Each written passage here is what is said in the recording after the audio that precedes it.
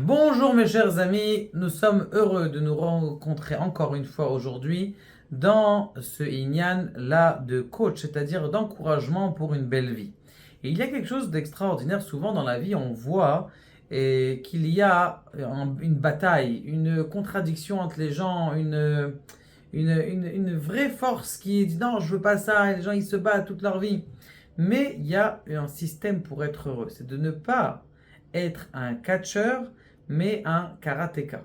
C'est quoi la différence entre un catcheur et un karatéka? Eh bien, c'est ce qui a marqué dans la paracha de la semaine.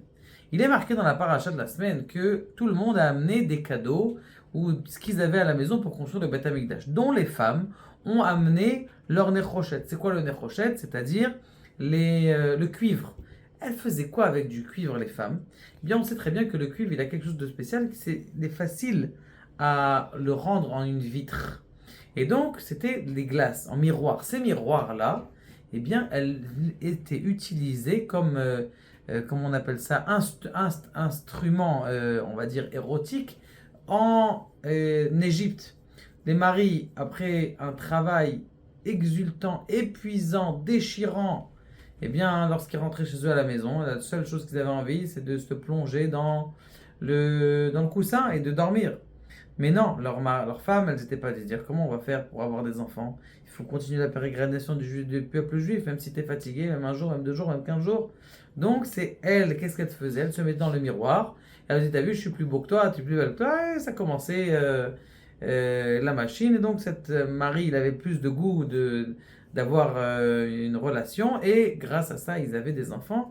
Et donc lorsqu'il a vu ça, mon cher Abdou, il a dit, quoi, je vais reprendre des miroirs comme ça, c'est des objets du Yetzer Hara, c'est des objets du mal.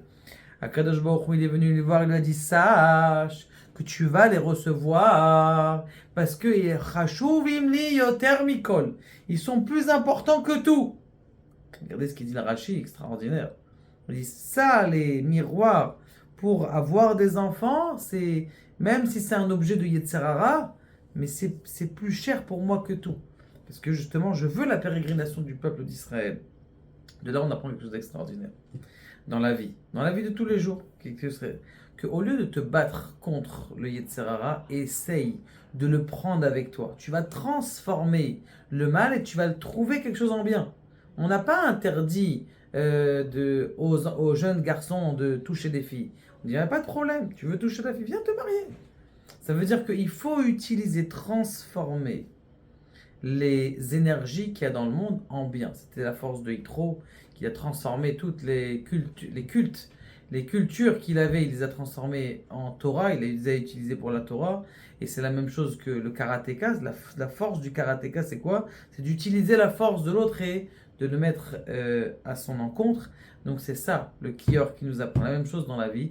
Tous les jours, on a des batailles. Au lieu de faire cette bataille, de dire tiens, je vais essayer de réfléchir plus haut que utiliser cette force qui vient contre moi et de la retourner pour faire en sorte que je puisse être heureux tout au long de ma vie. Baruch Adonai, la olam amen ve'amen.